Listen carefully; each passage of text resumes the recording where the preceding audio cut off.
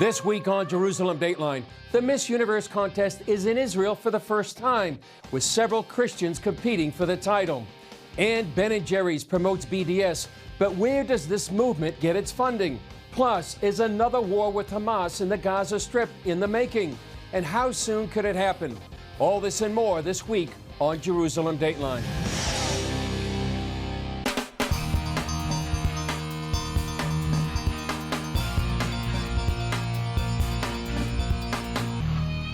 Hello and welcome to this edition of Jerusalem Dateline. I'm Chris Mitchell.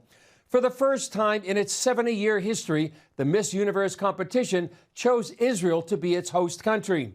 Ahead of the competition, I traveled to Eilat on the Red Sea and spoke with some of the contestants at the event that shines a spotlight on a country often maligned in international forums.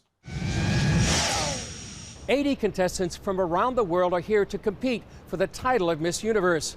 On Sunday night, the event will be broadcast live to an estimated 600 million viewers.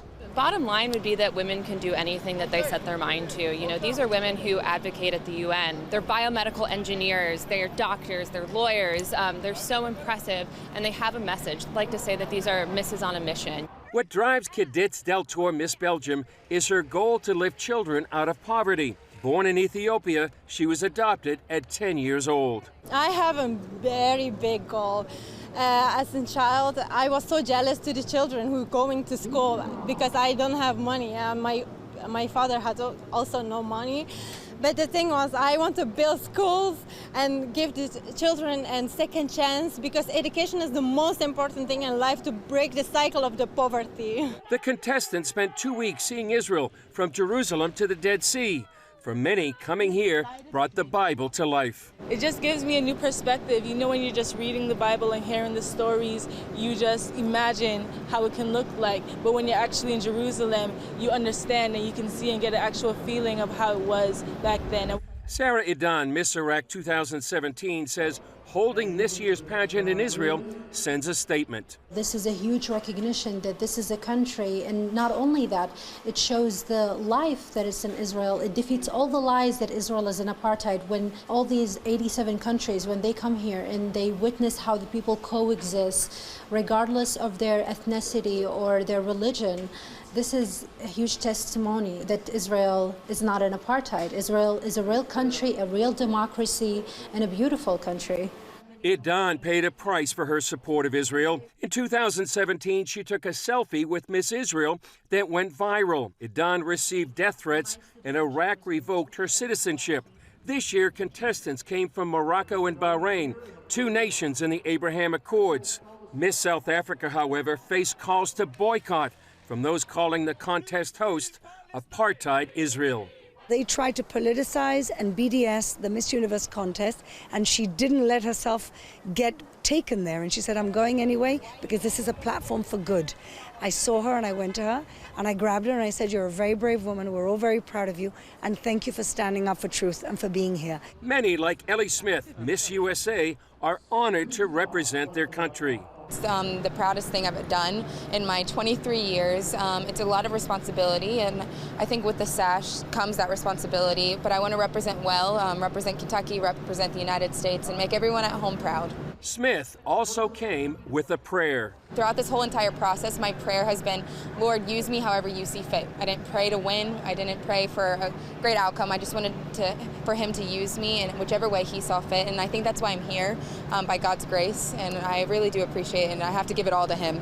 And others brought their own unique message. My message is you have to work hard. I know the life is very difficult, and I can tell you, when I was a child, I lived in poverty, and I had nothing, and I cannot go to school, and the only thing that I had was hope and courage. And I will tell them, if I can do it, they can do it too. I believe in them. The message I'm bringing to the Miss Universe contest is that though you're coming here with the idea to make an impact on the world, I want you to keep God first, because without him, you would not be here, you would not be alive. And he gives you another day. He gives you breath of life, and we should keep that in mind in everything we do.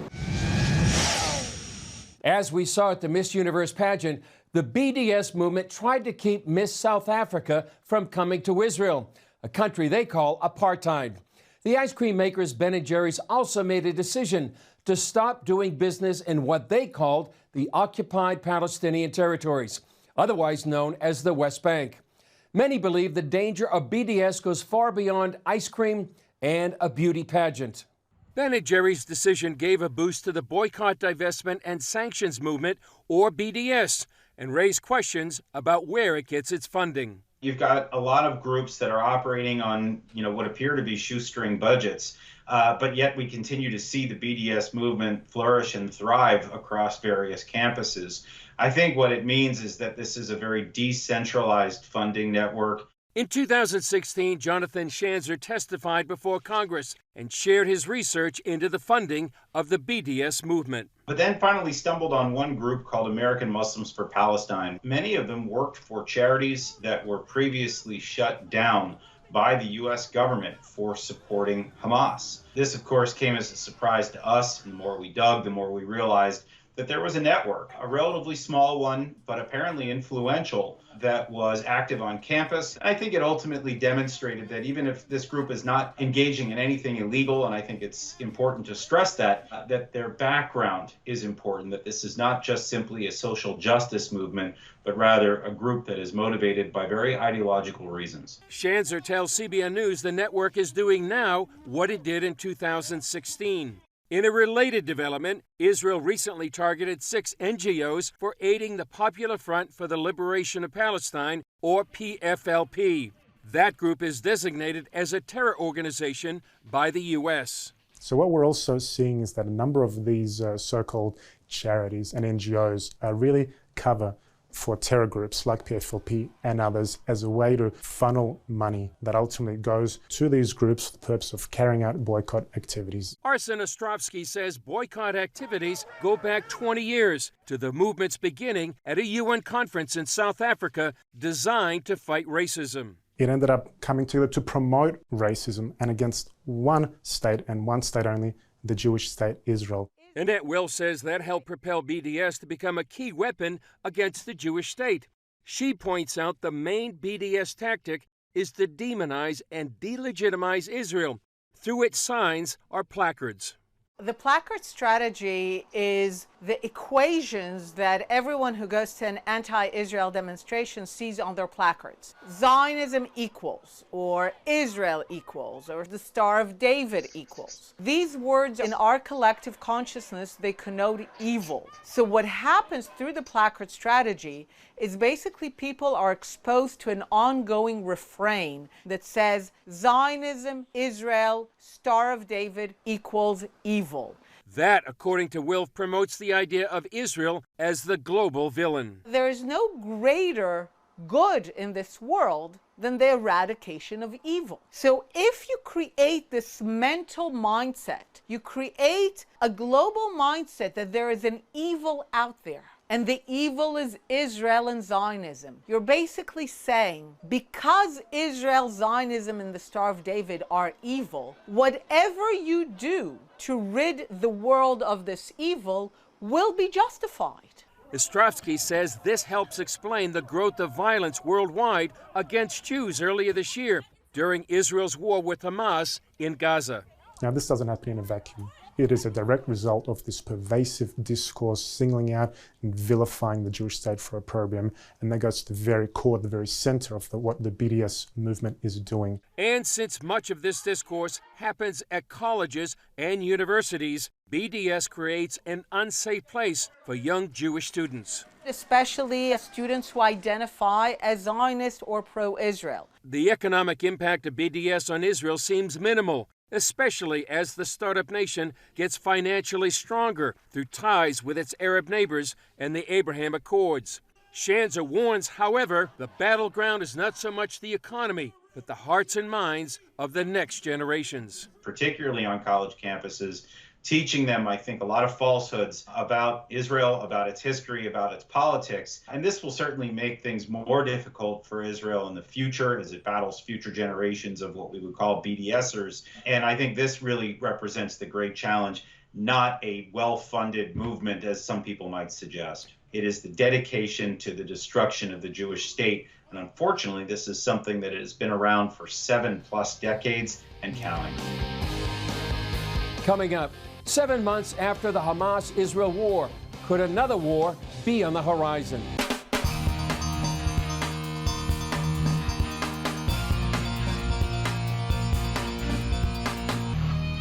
Israeli security forces are on high alert after a recent spate of Palestinian attacks. Many believe Hamas is behind those attacks and trying to spark another war with Israel. In fact, Hamas says it may start another war by the end of the year if both Israel and Egypt don't ease their Gaza Strip blockade. One Middle East expert examined the last conflict and tells CBN News what you heard about the causes may not be so accurate. For 11 days in May, Hamas fired more than 3,000 rockets into Israel. Israel's Iron Dome shot down about 90% of those rockets, while the IDF responded with surgical strikes against the terror group's military infrastructure inside Gaza. Jonathan Schanzer writes in his new book, Gaza Conflict 2021, that much of the media covering the war got it wrong. A lot of people talk about fake news. I'm not sure that applies here. I'm not even sure that the word bias applies here. The problem was it was almost as if the West and the Middle Eastern media, and I would actually say that includes Israeli media as well as Arabic media, it seemed like they were covering two different wars entirely. The majority of those reports stated the war began over disturbances on the Temple Mount and a real estate dispute in a Jerusalem neighborhood. That was all over the Western press, but yet people just decided to ignore the fact that Palestinian elections were canceled and that Hamas was angry and looking to make a splash, and that's exactly what they did by launching the war. People forget, they talk about how angry they are at Israel when it responds to these rockets, which, by the way, these are provocations by Hamas. Israel's responses are almost entirely defensive in nature, but also people forget that Hamas almost single-handedly destroyed the peace process in the 1990s. So if the concern is peace, the idea that you would blame Israel for a war with Hamas is rather ridiculous.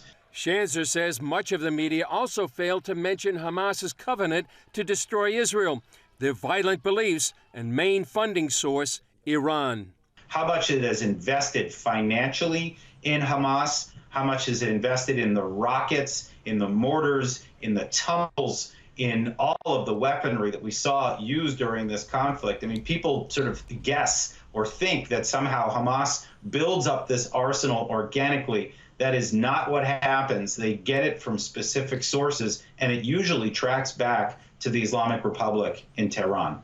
Given the mainstream media support for creating a Palestinian state, many news outlets fail to recognize that Hamas is a tyrannical organization dominating the people of Gaza.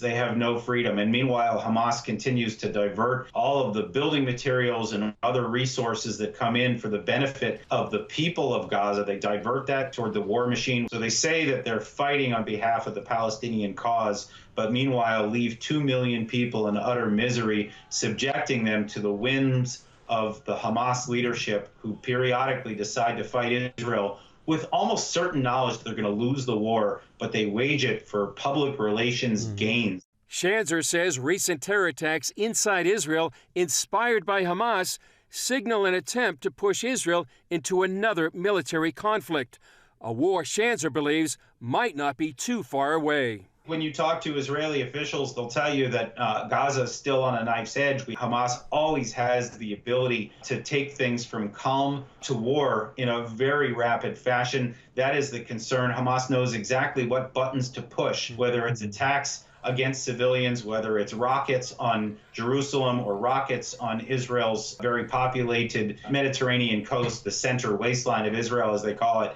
These are things that Hamas knows if they want to spark a war, they can. So the question is, how much longer will calm hold? Up next, Israel, a simple guide to the most misunderstood country on earth.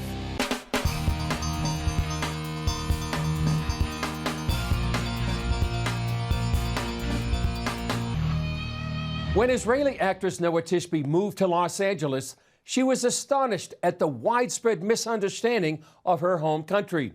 So she wrote a book. Here's CBN Middle East correspondent Julie Stahl's interview with Noah Tishby.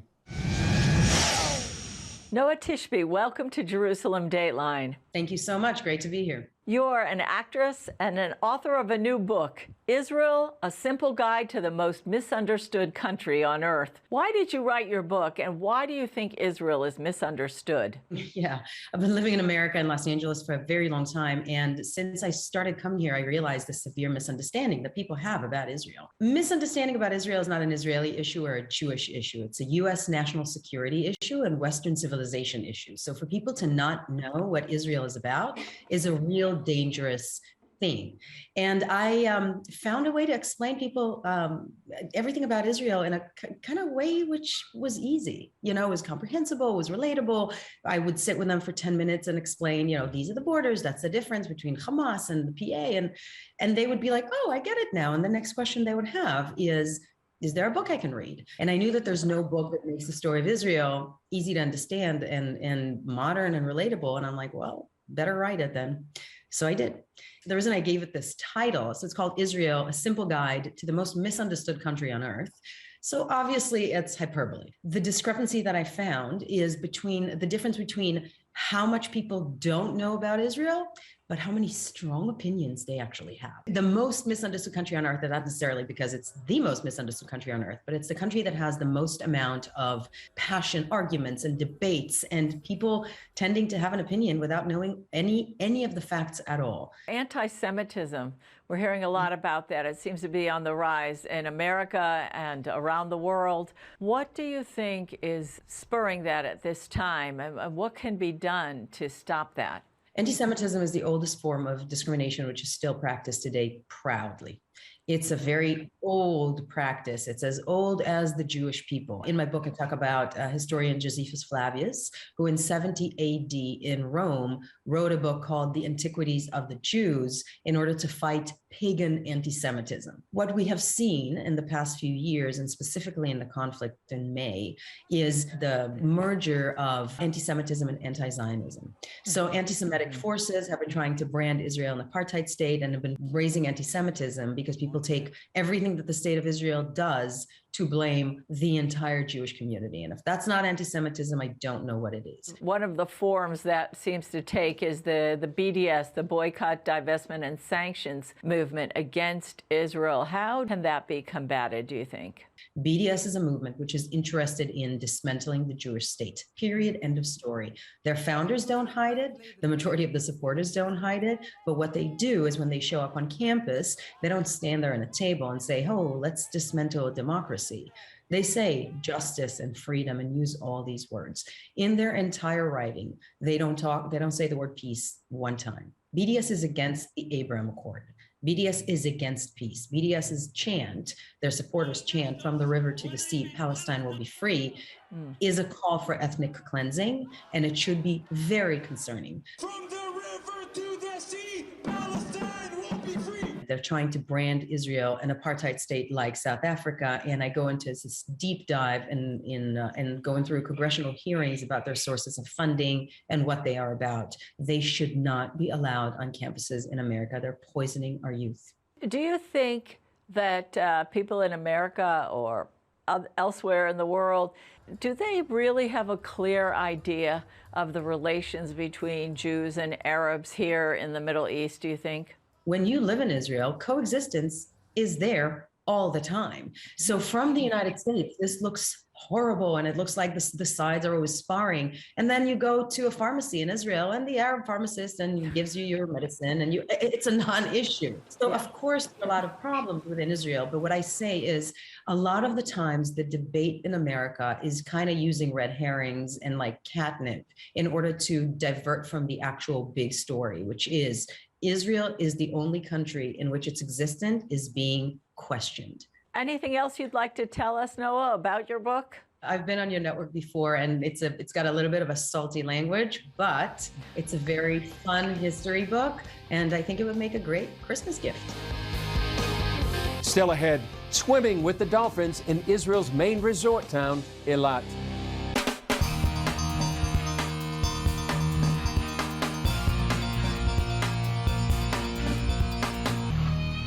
Earlier, we took you to the southern Israeli port city of Eilat, the site of the 70th Miss Universe competition. The city is also a popular vacation spot where visitors can rent scuba gear and swim with the dolphins. Take a look.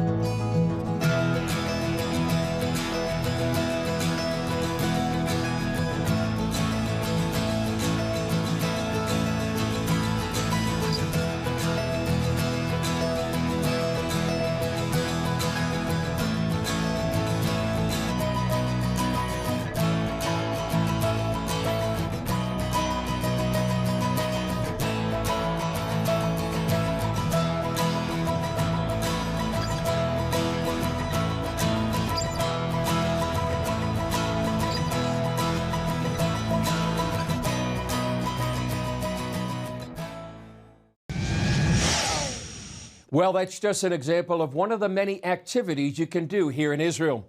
And as Miss Iraq said, it's a beautiful country. And as Noah Tishby said, it's perhaps the most misunderstood country on earth, where swimming with dolphins is not what you'd expect. Well, that's all for this edition of Jerusalem Dateline. Thanks for joining us. Remember, you can follow us on Facebook, Twitter, Instagram, and YouTube. And you can also access CBN content through our CBN News and other CBN apps. And don't forget to sign up for our email blast so you can continue to receive all of our exciting CBN content. I'm Chris Mitchell. We'll see you next time on Jerusalem Dateline.